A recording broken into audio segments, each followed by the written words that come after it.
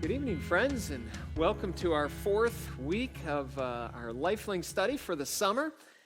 And our study is through the book of Proverbs, and we find ourselves tonight in Proverbs chapter 1, verses 10 through 19. And as you can tell, we're going pretty slowly. We're not going to make it through the book. That was never the goal, but I pray even just the introduction to this book of Proverbs will spur you on to greater study even in the days to come. But tonight, we find ourselves in Proverbs chapter 1, verse 10 and following, and it's a very, very, very clear instruction, firm words from a father to a son. The father is not wishy-washy here. The father is not providing room for compromise. Instead, he's very clearly and concisely giving three very clear commands to his son. Here's what I want you to do. Read Proverbs 1, 10 through 19, and look for the very clear commands that he gives to his son. Proverbs 1, 10 through 19, and just see if you can find the three very clear commands for his son. Be back in just a moment.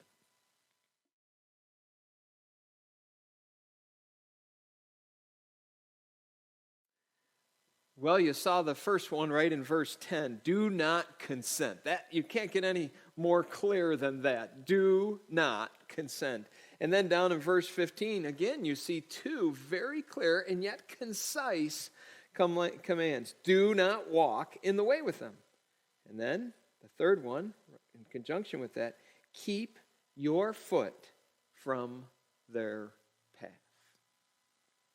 Well, I'm thankful the way of wisdom is very, very clear. It's concise in a sense, but here it's just very clear. And what it's going to do here, this is going to be for our good and for our well-being. It's not to create confusion. But what we're going to see is there's the way of wisdom. It's in a sense a very narrow way. And then there is the open way or the broad way. And the way of wisdom very clearly says, stay on the way of wisdom. Pursue wisdom. Get wisdom. It's the principal thing. It is the right way. Ultimately, we know Christ is our wisdom. God is our wisdom. And then there is the broad way. And they hold God very insignificant. And it's not the way of wisdom. We're going to see that even tonight. But as we understand these clear and concise commands, which is for our good, it's going to help us in three specific ways as we seek to live, if you will, on the narrow way in a world which lives by the broad way and walks on the broad way. Here's the three ways this is going to help us. Number one, it's going to help us to be prepared. To be prepared. I want you to see tonight, there's an invitation that's going to come from those who do not fear God. And the invitation is here directed towards the youth, towards Solomon's son, for Solomon's son to join them on the broad way. And so be prepared for this. And let me show you first off the reality of the invitation. He says in verse 10, my son, if sinners entice you. It sounds like, maybe it will happen, maybe it won't happen. But really what he's pointing to here, he's saying, in a sense, not if, but when. It's going to happen. The Father recognizes the reality of living in a fallen world.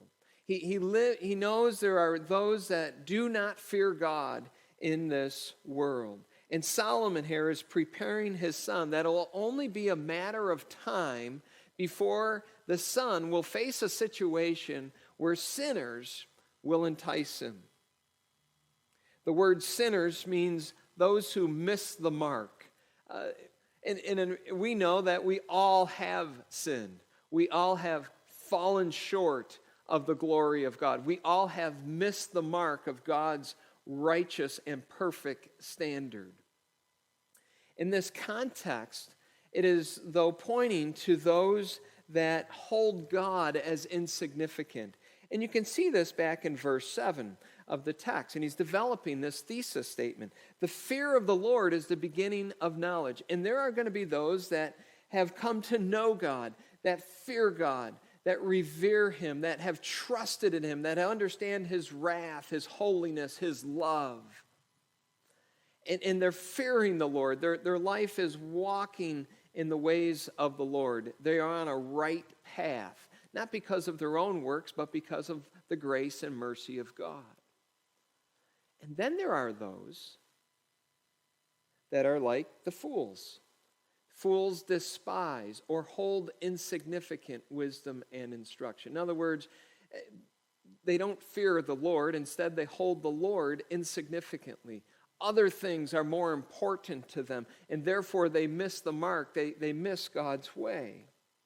And so the reality of living in a fallen world, and especially of a world in which there are people who know God and fear God, and then there's people who don't know God and don't fear God, that is the reality of the world we live in. And so recognize and be prepared for the reality of the invitation from the sinners for them to say, hey, come join us. It's really temptation. We know we're going to face it. We know we're going to face it. So what is it that sinners desire us to do? Well, notice what it says in verse 10 again. My son, if sinners entice you. This is the request of the invitation. The reality of it, it's going to happen in a fallen world. The request, though, when it does happen, they're enticing us. Well, what does that mean? The word entice. It comes from a verb which means to be open, to be spacious, to be wide or broad. What we're going to see is the fool in Proverbs is very open-minded. He's very broad in what he allows into his life and does and chooses to live by. The opposite of the word would mean to be narrow, to be closed. Jesus said it in the New Testament. There's the broad way and then there's the narrow way. One leads to life, one leads to destruction. Here, the request of the invitation is to be open, to be broad. In other words, don't be so narrow-minded that everything has to revolve around God. The fear of the Lord being the beginning of wisdom. No. Set that aside. Hold that insignificant. Let's open ourselves up to the broad way that doesn't care about God, that doesn't treat God as significant in our lives. Proverbs 8, verse 13 is a good little cross-reference for this as we think about this. Proverbs 8:13 describes a characteristic of those who fear the Lord. What it means to fear the Lord. The fear of the Lord is to hate evil. And then it describes some of those things, pride and arrogance and the evil way and the perverse mouth I hate. And implied in this passage is those who don't fear the Lord, they're open to evil. They love darkness. Pride and arrogance, that's acceptable to them. They're open to that. Boy, we see that today in our society in major and big ways where we promote pride. What a description of our world today. There's enticement. Be open to all of this. Don't be narrow-minded because of the fear of the Lord. And so that's the request of the invitation. And notice specifically, this is a father preparing his son for this request. He says, my son. Young people, you're going to be enticed to walk in ways that don't fear God. We live in a world where the fear of God is not normal. It's only a matter of time before that comes. We as fathers need to prepare our children for that. My son, be prepared for this. It's coming. There's going to be requests. There's going to be temptation for our children to be open-minded and to join that broad way.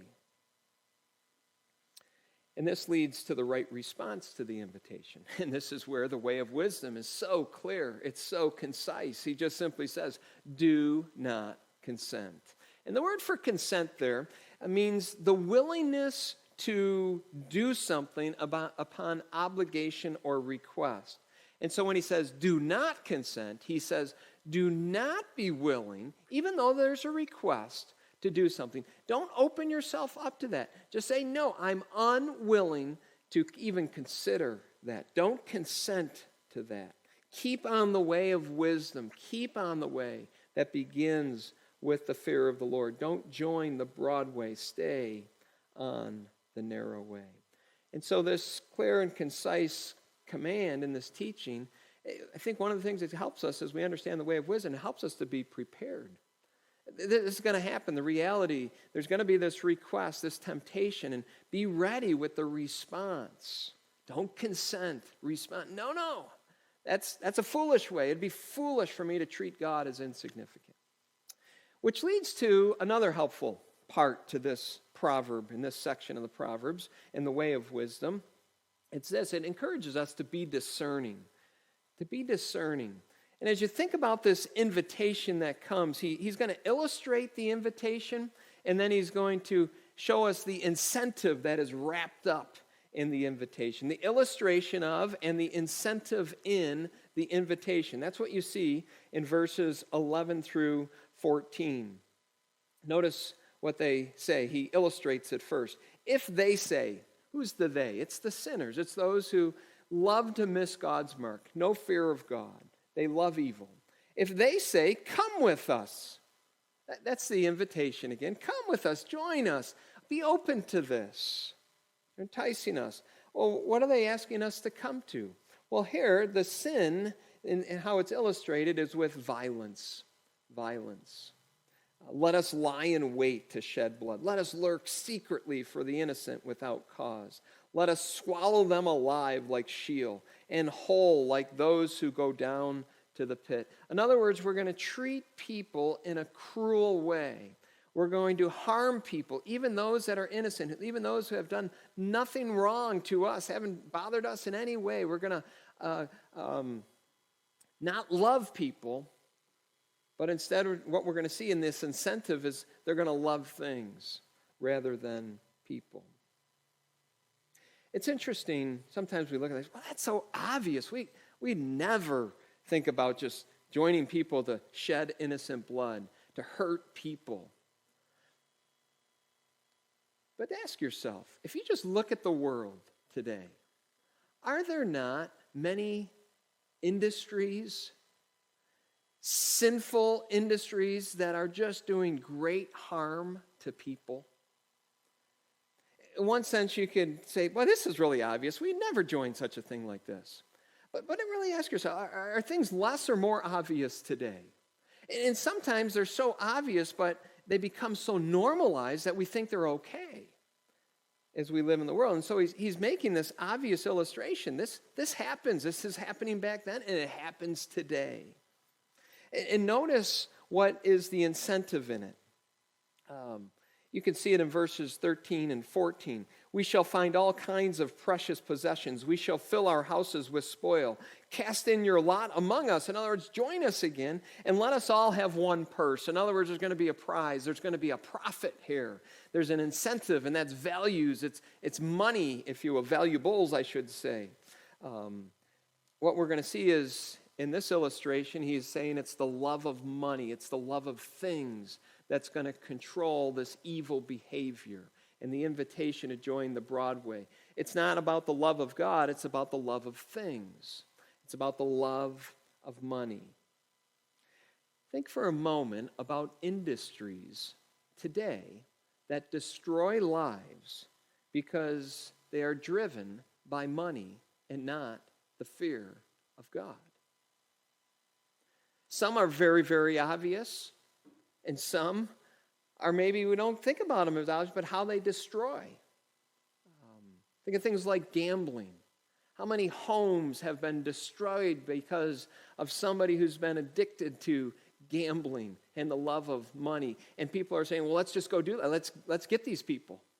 Let's entice them to gamble more. Let's think about it with things even like pornography. And people are hurt. People are abused. Ladies are treated wrongly and as objects. But what is it? It's an industry. People are looking for profit in there. It's a multi-million-dollar industry in our culture, in our society. Abortion, child mutilation today.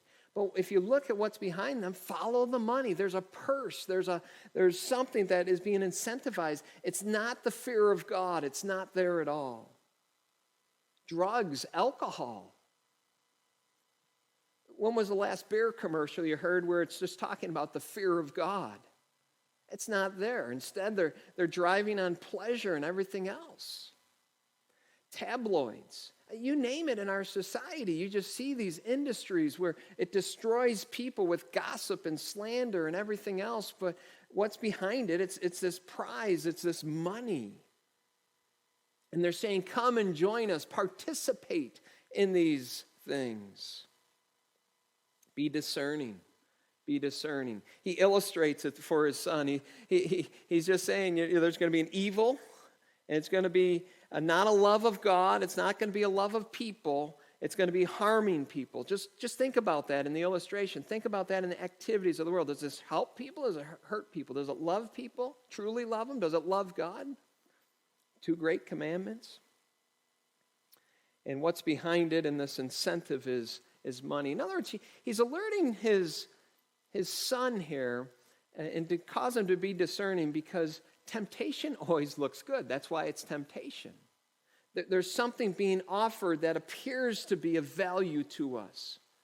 And by the way, there's nothing wrong with money. There's nothing wrong even with profit. But there is something wrong with it when the prophet has no fear of God. Later, you're going to see proverbs like, be diligent, go to the ant, you sluggard, consider her ways and be wise. And they gather, they produce, those ants do. And there's profit in work, and work is good, but it's rooted in the fear of God, which leads to having things and possessions and to use them for the glory of God. And here it's just completely reversed. It's evil to gain the things along the way. So how do we deal with the invitations of a world which does not fear the Lord? How do we live in a world where we interact with people who promote a worldview that treats God insignificantly? How do we walk as people who know the Lord, fear the Lord, have come by His grace to be saved from our sins, and seeking to walk on the right path, the just path, to do righteously and to do justly because of Christ? How do we live in this world which is open to a broad way that entices us to come, that treats God insignificantly? Well, this leads then to a third helpful advice for us from the way of wisdom, which is just so clear. I've summarized it this way: be responsible. Be responsible. And really what he's going to do now, he's going to give instruction to this invitation. The invitation, when sinners entice you, and very clear, don't consent. Okay, now he's going to elaborate on that. He's going to give us further instruction. What does it mean to not consent? Be responsible. He's saying you have to make a choice. I love the word responsible, the ability to respond. He's placing this on his son here. These are things where we have to say no to. We have to, in our mind and in our heart, be not willing to go along with. And that's what he says to his son in verse 15. He says very clearly, my son, and here's where you got to be responsible, do not walk in the way with them. Keep your foot from the path, from their path. Think about for just a moment here. What's the difference between these two commands? Matter of fact, we'll stop the recording for just a moment and look at those two commands in verse 15. What's the difference between those two commands? Is one stronger than the other? And if so, which one and why? I'll be back in just a moment.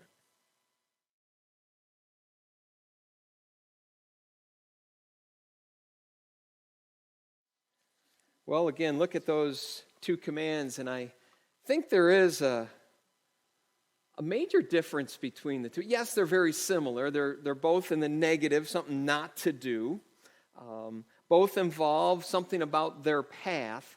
The one is very obvious. Don't walk in the way with them. In other words, don't join hand in hand and participate with them. Don't be the ones that are out there shedding the violence, performing the industry, doing those things to gather the incentive of the money. Be responsible not to do that. Don't start walking with them on their path. But you're on their path in this one, and you're walking with them. That'd be like the extreme, what we shouldn't go to. But then he puts this even in a stronger sense here. He says this, keep your foot from their path. The first command is you're walking with them on their path. This command, though, is stronger. It's saying, don't even allow your foot to go on their path. In other words, there's something about this path, this open path, that wants you to be open-minded, that fools reject the fear of the Lord. They despise, they hold insignificant the Lord and his wisdom. Whereas that is what marks this path. And so you certainly wouldn't want to be walking with sinners on this path, but you don't even want your foot to be associated. You don't want your life to be associated with that path because you are on a narrow path. And that's what his son, or the father, is encouraging his son with. That's the instruction he's giving to him in a very practical way. I want you to look at two cross references to this. The first one is actually in the New Testament. And I'll look at that here and read it here for you. It's Ephesians chapter 5, which again, it's because of Christ. It's because of the gospel and what Christ has done. And we are now children of light. We are now children of light. But Paul is telling the church at Corinth, there's certain things that ought not even be named amongst us. We have no business being on that sort of path. And look at what it is in Ephesians 5, verses 3 and following. Of fornication and all uncleanness or covetousness, let it not even be named among you. Wow. In other words, you can't even get close to their path. That path shouldn't identify us at all. Why? He continues in verse 3, as is fitting for saints. And then he goes on, neither filthiness, nor foolish talking, nor coarse jesting, which are not fitting. It's not appropriate. It's never appropriate for the person of God, the one who fears God, to go off the narrow way and to put his foot, his life, to get involved in any way with a path that doesn't fear God and treats God insignificantly. And he speaks about this in verse 5 of Ephesians 5, because this you know, there's something you know, and this is where the fear of the Lord even comes in. No fornicator, unclean person, covetous man who is an idolater has any inheritance of the kingdom of Christ and God. Verse 6, let no one deceive you with empty words, for because of these things the wrath of God comes upon the sons of disobedience. When we hold God with significance, the fear of the Lord is the beginning of wisdom, we understand a principle. God hates sin. And sin is serious. A lot of times today, even in a Christian worldview in our Christian homes, sometimes we get too casual with sin. We get too casual with the ways of the world which treat God as insignificant. Host of ways we can do that. The list is probably exhaustive, and we won't have time for that tonight. But I told you there was two passages. Go back to Proverbs 4. I'll let you just read this one yourselves, and you can just spend a few moments thinking about it. All of Proverbs 4 is great, but we're going to look specifically at verses 14 through 19. And I'll stop the tape, have someone from your group read it, and just notice, again, how we're not even supposed to go on the path. You can make some comments on it, any observations you have from this passage, and then we'll pick it up in just a moment. Proverbs 4, 14 through 19.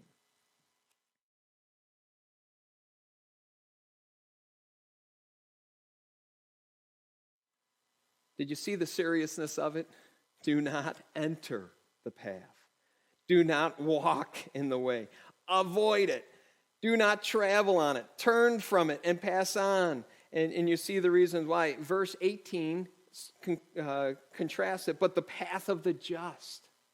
There's this narrow way. And then there's this open and broad way.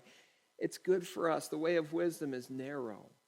And notice even that back in Proverbs 1, the beauty of the narrow way and why it's so important for us to be responsible, to make decisions, to make right choices in the course of life, to love God with all of our heart, soul, and mind through the power of Christ and the gospel, what he's done in our lives. Verses 16 and 17 give reasons for this instruction, why you shouldn't even go to their path. For their feet run to evil. They make haste to shed blood. Surely in vain the net is spread in the sight of any bird. And here's where you get to in verses 18. Verse 18 summarizes this, and it's actually a contrast with verse 11. 18 says this, but they lie in wait for their own blood. They lurk secretly for their own lives. And it's a play on words. And in verse 11, we're going to get other people's bloods, and we're going to hurt other people for our good. But really what you don't realize is in the unrighteous, the sinners, they don't even know what they stumble at. But this leads to their own death, their own judgment. In other words, it's going to cost them their own lives. Can you see the seriousness of sin? And that's the summary then in verse 19. So are the ways of everyone who is greedy for gain. It takes away the life of its owners. Be responsible. Here's the summary of the instruction. He's saying here the greed, the desire of the heart, what's driving the person is not God. The fear of the Lord is not there.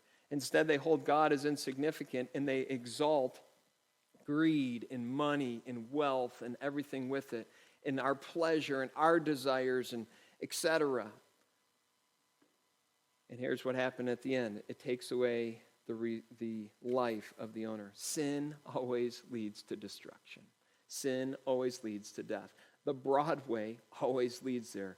Those of us on the righteous way, those of us who know God, just know that as you're living in this world. And it's just clear instruction that a father is giving to his son here. And he's saying to him, stay on the narrow way as you live in a world which walks on the broad way. He's lovingly, for his son's own good, encouraging him with that. And may you and I thank the Lord for the way of wisdom. It is so good. It is our life. It's the principal thing. Get wisdom. In other words, love God. Love him. Know him. Trust him. Serve him. Walk on his path. Don't let idols come before him. Don't be open-minded. Don't be broad. The fear of the Lord is the beginning of wisdom. Well, may God encourage you tonight and in the days to come to walk on the way of wisdom. And may this little section of Proverbs just provide that clear instruction and be helpful to us as we seek to be prepared, be discerning, and then be responsible in our response to the invitation that comes. Well, may God bless you as you live for his honor and his glory. Have a great rest of your night. Share prayer requests, praises, and just have a special time of fellowship in your groups. Thank the Lord for each host, and have a wonderful evening. God bless.